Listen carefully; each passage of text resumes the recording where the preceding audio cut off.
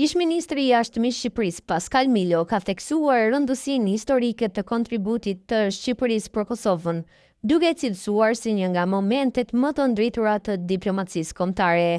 Miljo theksoi se viti 1912 shënon kontributin më të madh diplomatik kombëtar që ndonjë qeveri shqiptare ka dhënë në adresë të kombit shqiptar.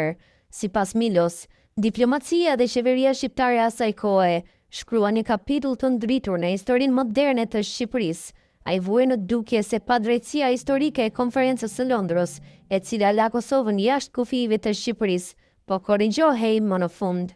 Kontributi i qeverisë shqiptare në atë kohë ka qenë i jashtëzakonshëm, deklaroi Miljo.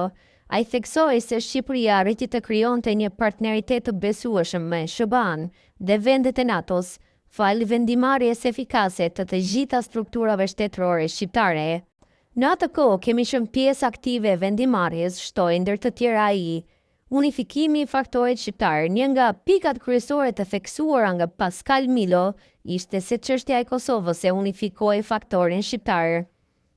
Ky unitet kombëtar luajti një rol thelbësor në adresimin e çështjes së Kosovës në arenën ndërkombëtare dhe në konsolidimin e pozicionit të Shqipërisë si një partner i besueshëm.